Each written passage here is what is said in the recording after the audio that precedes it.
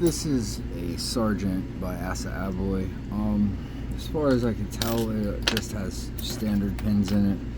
Not that even if it did have security pins, it doesn't change the rating on it. But that is the bitting.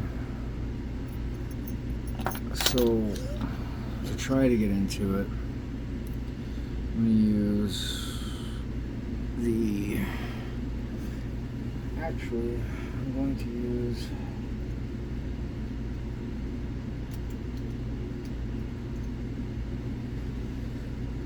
the 1.3 millimeter multi-pick tension tool. I'm going to use the medium hook in 15,000. So 1,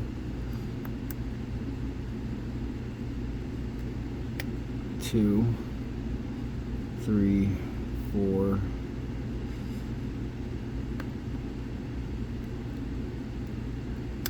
5,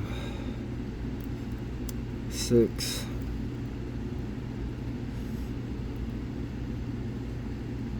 1, 2, 3. Come on. 3. Okay. 1, 2,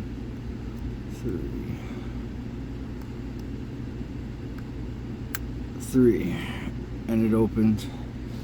I must have set 4 when I was setting 5. That's the Sargent by Asa Abloy.